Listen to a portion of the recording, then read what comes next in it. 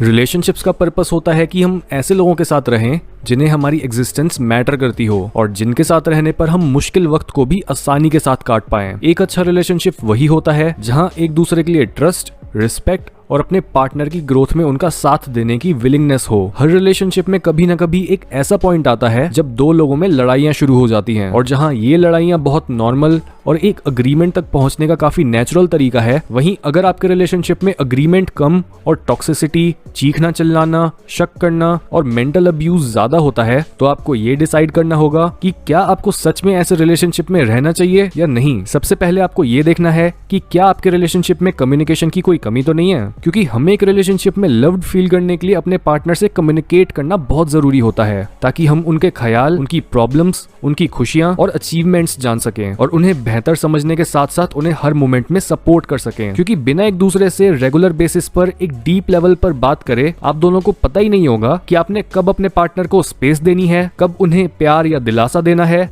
और कब बस उनकी बात को सुनना है। अगर आपके रिलेशनशिप में कोशिश करने के बाद भी आप उनसे कम्युनिकेशन नहीं बढ़ा पा रहे, तो शायद आपका उनके साथ रहना बस टाइम वेस्ट है। सेकेंडली, फैमिली और फ्रेंड्स का डिसअप्रूवल। और इसका मतलब ये नहीं है कि आपको अपने रिलेशनशिप या लाइफ का हर बड़ा डिसीजन दूसरों से पूछ कर लेना चाहिए, लेकिन कई बार हमें ऐसे लोगों की सलाह की जरूरत पड़ती है जो हमारी सिचुएशन एक थर्ड पर्सन पर्सपेक्टिव से देख रहे होते हैं। और जब एक रिलेशनशिप को लेकर हम खुद भी डाउटफुल होते हैं और हमारे फ्रेंड्स और फैमिली भी हमें हमारे पार्टनर के लिए वार्न कर रहे होते हैं, तो हमें उनकी बात सुननी चाहिए। कभी कभी जो रेड फ्लैग्स हमें नहीं दिख रहे होते, वो हमारे फ्रेंड्स और फैमिली झट से पकड़ लेते हैं। इसलिए अगर आपका पूरा सर्कल एक इंसान को स्ट्रांगली रिजेक्ट कर रहा है और आप भी खुश नहीं हो, तो अब टाइम आ चुका है कि आपको उस रिलेशनशिप से बाहर निकल जाना चाहिए। नंबर 3, ना चाहते हुए भी रिलेशनशिप में रहना। बहुत सारे लोग रिलेशनशिप को सिर्फ इसलिए कंटिन्यू रखते हैं क्योंकि उन्हें लगता है कि उन्होंने अपना इतना टाइम बस इस इंसान में इन्वेस्ट कर दिया है और यही प्रोसेस फिर से किसी दूसरे इंसान के साथ रिपीट करने का क्या फायदा। और इसके साथ ही ऐसे लोग ब्रेकअप इसलिए नहीं कर पाते क्योंकि वो सामने वाले का दिल नहीं तोड़ना चाहते, लेकिन इस तरह से अपने आप को टॉर्चर होने देना और अपना टाइम वेस्ट करने का कोई मतलब नहीं होता। इसलिए अगर आप भी ऐसी सिचुएशन में हो तो थोड़े असर्टिव बनो और लॉन्ग टर्म के बारे में सोचो। नंबर 4, अपने पार्टनर से अटैच न फील करना। रिलेशनशिप की स्टार्टिंग में हम अपने पार्टनर से बहुत अटैच्ड फील करते हैं, हमें अपने